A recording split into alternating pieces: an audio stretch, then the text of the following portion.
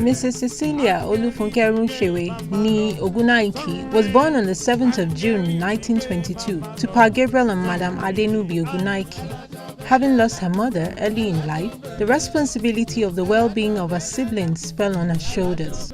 Mama, as she was fondly called, started her teaching career at Wesley Primary School, Shagamu, taught in schools for some time and relocated to Kano in pursuit of her first passion, which was nursing, and started work as a staff nurse at the same hospital in Kano. In 1948, she met her husband, Mr. Jonathan Oladipo Runsewe, and the marriage was blessed with 4 children. Mama, upon her returns to the West, worked at Ijebu-Ode General Hospital, Shagamu General Hospital, now Ogun State Teaching Hospital, and Ipokia Health Center. She also received further training that facilitated her promotion until she became the pioneer matron for the Ogun State College of Education, now known as Taisho Lanri College of Education, Ijebu-Ode, where she retired. Mama was a devout Christian and active worker in the vineyard. At Shagamu, she attended Reverend Melo Methodist Church and was a prominent member of the charity band, where she served meritoriously. Though a great disciplinarian, her love to all her children without exception cannot be quantified. Therefore, it is with mixed feelings, joy for a life well spent and sadness for the loss of a beautiful soul, that family members, friends, colleagues and well-wishers gathered at Shagamu to bid farewell to Mrs. Cecilia Olufunke Runsewe. The 2-day funeral service started with a wake-up at the Centenary Hall opposite Shagamu Microfinance Bank, Makun.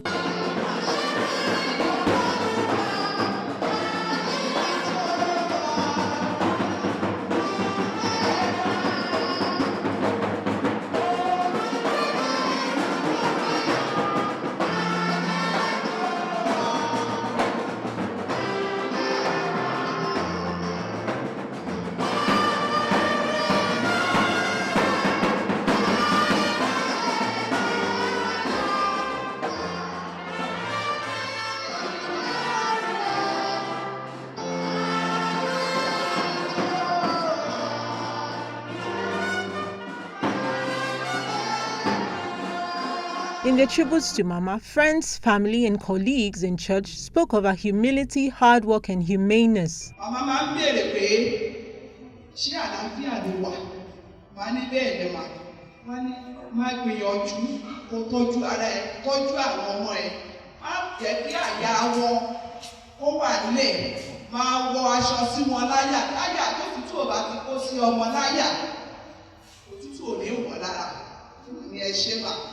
Mama nífẹ̀ẹ́, màmá dẹ̀ máa ń gbọ́ ọ̀rọ̀ Ọlọ́run, wọ́n tí bàbá bá máa ṣàdúrà fún wọn, wọ́n ní kọ́ kọ́kọ́ tàbí Bíbélì, àwọn fẹ́ gbọ́ ọ̀rọ̀ Ọlọ́run láti ẹnu wọn.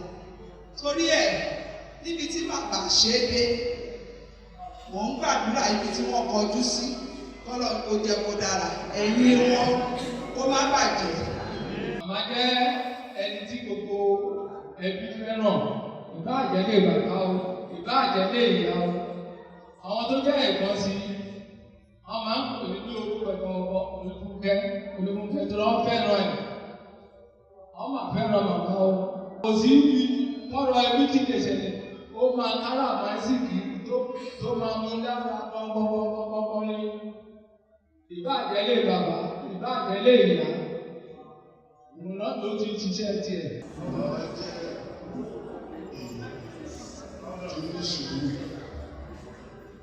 Oníṣòro wọ́n sì jẹ́ èèyàn tó máa ń sọ òótọ́ fún èèyàn.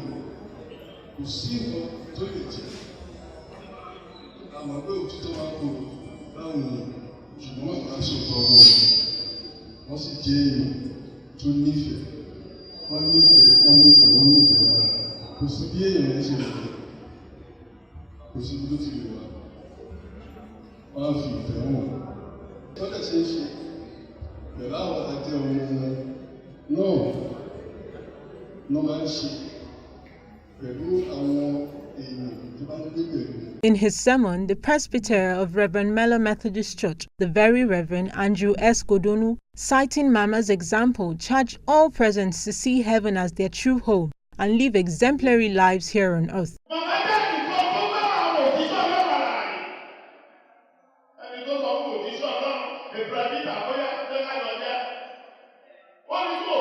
mi ò ní jẹ́. Ó sọ fún ẹnì kẹta ó ní ìwọ náà jẹ́ àjọ máa jẹ́. Mama is so caring. Àmì ìdánimọ̀ ó sì sọ fún ìránṣẹ́ Ọlọ́run tàbí mẹ́rin kà á sí mi létí. Ìránṣẹ́ Ọlọ́run yìí sì farabalẹ̀. Ó kà á.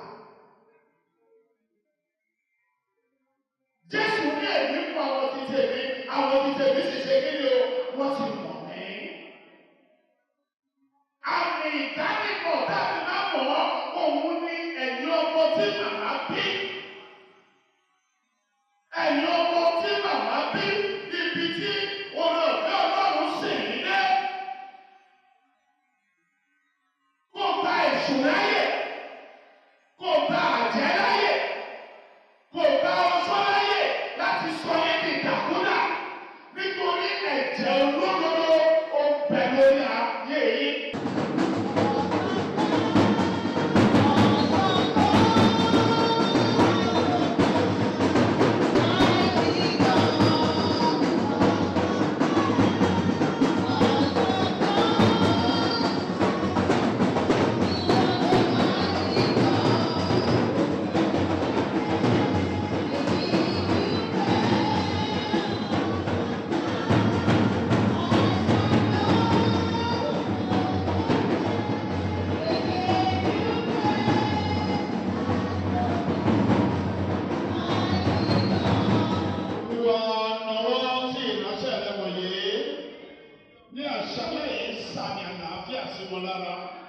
Sàmì ìgbéga sí wọn lára, oṣù òní ní yìí ṣe, mo ní àjẹ́ òní ní yìí ṣe, lẹ́yìn ohun gbogbo ẹ̀ òní káàkámọ̀ ní orúkọ ti bàbá, àti ní ti ọmọ, àti ní ti ẹ̀mí mímọ́. Some family members and friends eulogized her and spoke of the many lessons they had learnt in their interactions with her. I knew her as a very loving woman, very caring, and she liked to associate with the family. She was a symbol of love. She had a golden heart. She loves everybody, and she had a very great passion for education and perfection.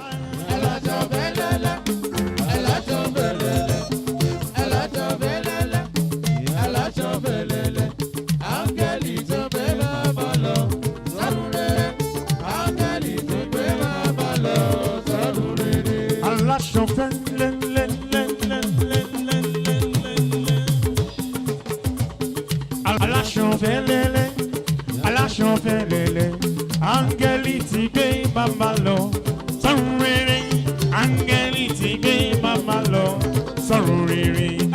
Aláṣọ fẹ́lẹ́lẹ́, aláṣọ fẹ́lẹ́lẹ́. Sorry. Aláṣọ fẹ́lẹ́lẹ́, aláṣọ fẹ́lẹ́lẹ́. Mo ní angeli ti gbé bàbá lọ sọ́run rere, angeli ti gbé bàbá lọ sọ́run rere. Ó bímọ bí ó bímọ, ó bímọ bí ó bímọ.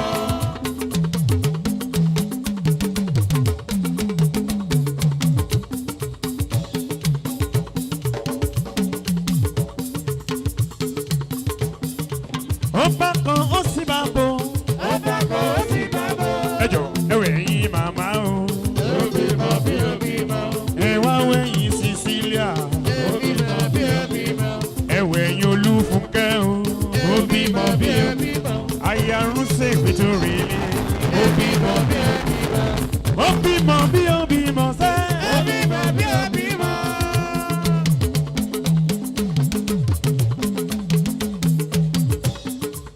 Ó bá kan ó sì bá kan. Ó bímọ bí ó bímọ. Ẹ wá wẹ̀yìn màmá Bímpé. Ó bímọ bí ó bímọ. Ẹ wẹ̀yìn màmá ní. Ó bímọ bí ó bímọ. Ẹ wẹ̀yìn màmá Dayọ̀. Ó bímọ bí ó bímọ. Ó bímọ bí ó bímọ. Wọ́n ní ìgbà tí bàbá máa kú. Ó fohùn sílẹ̀ lọ. Ó ní ẹ má sunkún òun. Ẹ fẹ́ràn ara yín.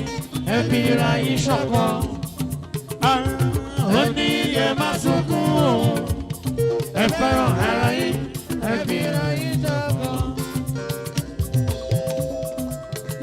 On the the second day, Mama's body was moved from her residence to church, with people from far and near present to give her a befitting farewell.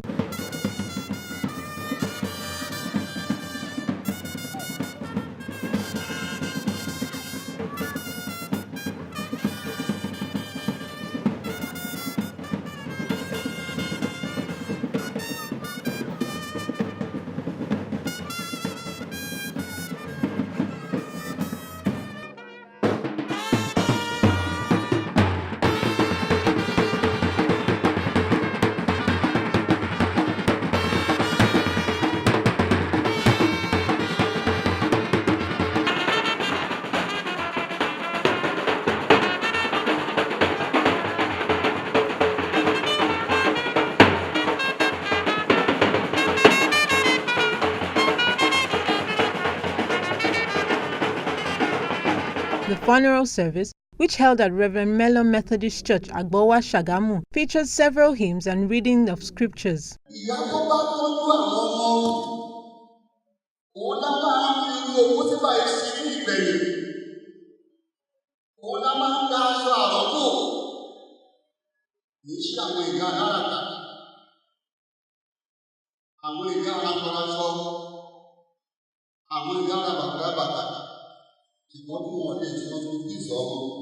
Mama gave a special gift of our generation.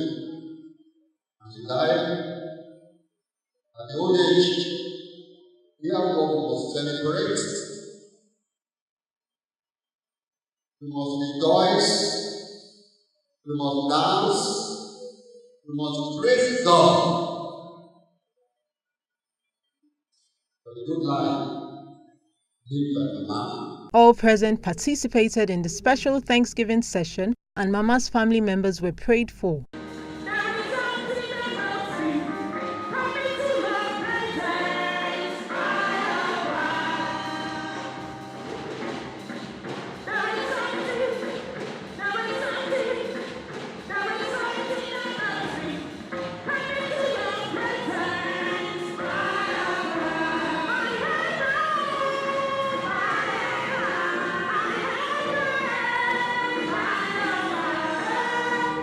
There is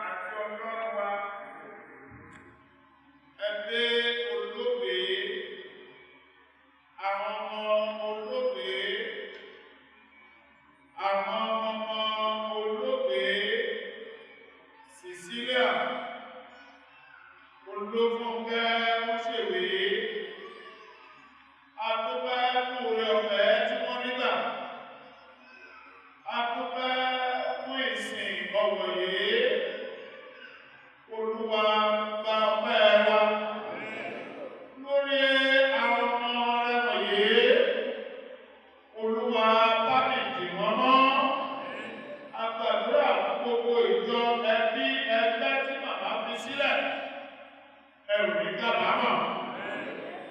Àbámọ̀ àbámá lọ, àbámọ̀ àbámá ṣe é, kò ní gbẹ̀yìn ọ̀rọ̀ wa. Èkó tó Ọlọ́run fi kálukú wá sí àwọn ní kábàámọ̀ bẹ́ẹ̀.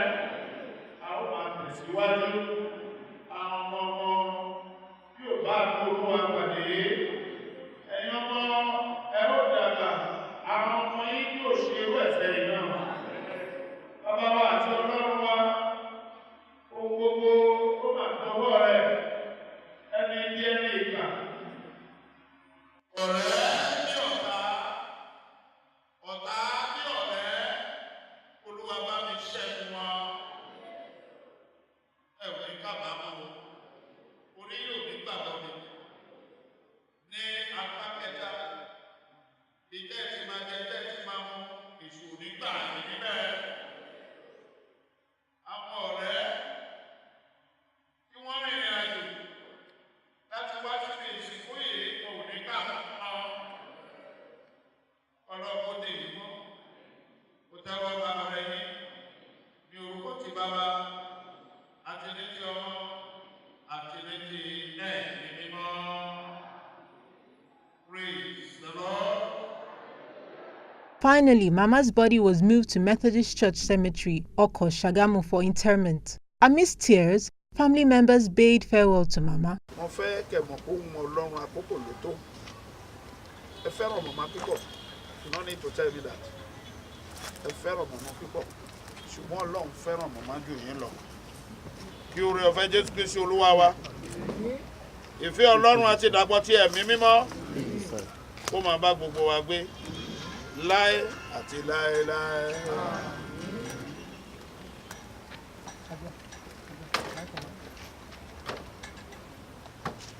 Gbogbo àwọn ọmọ tó kù.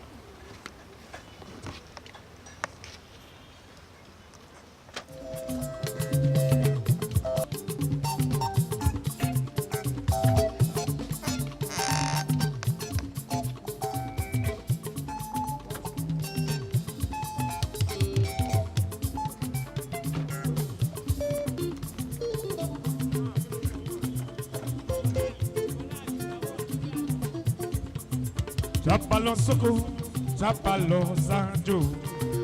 Àwọn papọ̀ sílé dandan ní ọ̀rẹ́. Chapalo soko, chapalo sanjo. Àwọn papọ̀ sílé dandan ní ọ̀rẹ́. Chapalo soko, chapalo sanjo. Àwọn papọ̀ sílé dandan ní ọ̀rẹ́. Chapalo soko, chapalo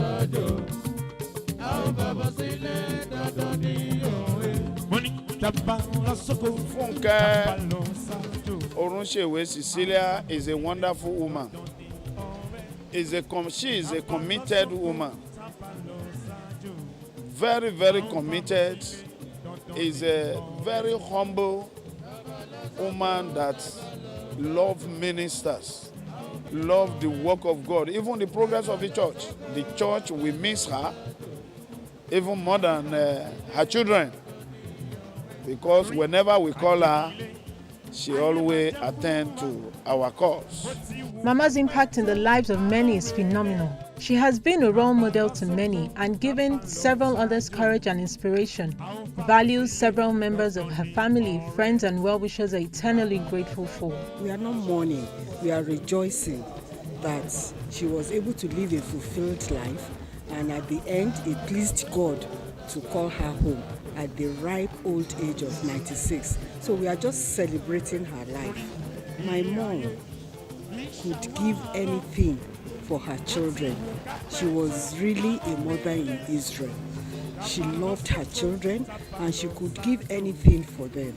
If I were to choose again, I would choose her as my mom. She was loving and kind and caring. There was a time she stayed with us and maybe she can see that maybe you're not feeling well. She will talk to you, she will encourage you. She's always there for you, and that's one thing I'll also imbibe, that we should be there for each other, because Mama was there for everybody, including her grandchildren. Mama is a disciplinarian, very neat, kind, and will always tell you something good for yourself, what you could do for yourself, how you could improve yourself. It's a thing of joy. This mama is 96 in Nigeria.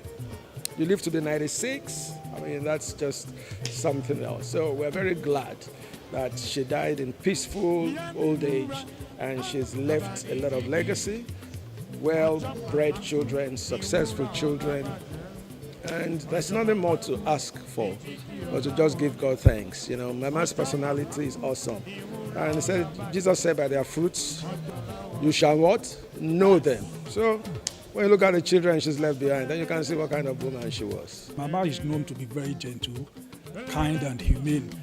Well, she was a nurse by profession, and she was very compassionate. Mama was my patient at a point in time. And I can still remember, despite being a nurse, she was almost as good as a doctor. So that aspect of Mama's character touches me very well. They should just follow in the footsteps of Mama. As Mama loved them, so should they love their own children. As Mama did everything to make life better for them, they should also do to their children, because what Mama did was to make their own life better than our own.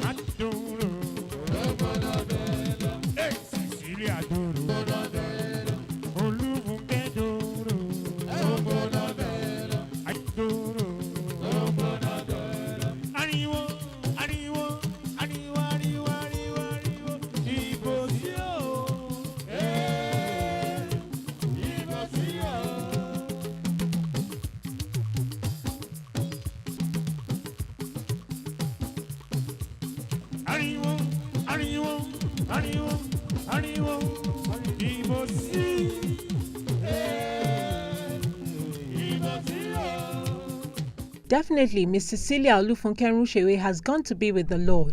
Though the entire Runsewe family mourn her demise, they find solace in the fact that she lived an outstanding life of impact and left her family members and all who crossed her path in life a legacy of love, hard work, honesty, and integrity.